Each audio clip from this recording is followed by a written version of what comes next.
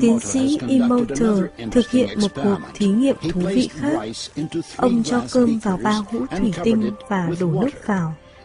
Liên tục mỗi ngày trong vòng 1 tháng, ông nói cảm ơn với hũ thủy tinh thứ nhất, mày là đồ ngốc, và hũ thứ hai.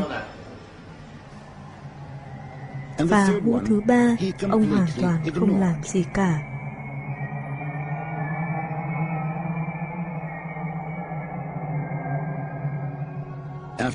Sau 1 tháng, cơm trong hũ mà được ông nói cảm ơn bắt đầu lên men, phát ra mùi hương thú vị.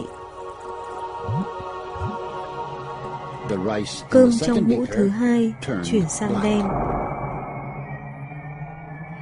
Còn cơm trong hũ không làm gì cả bắt đầu thối rữa. Tiến sĩ Emoto nghĩ rằng cuộc thí nghiệm này đã cho chúng ta một bài học quan trọng, nhất là về việc chúng ta đối đãi như thế nào với con cái. Chúng ta phải chăm lo cho chúng, quan tâm đến chúng và trò chuyện với chúng. Còn nếu ngược lại thì sẽ làm hại chúng.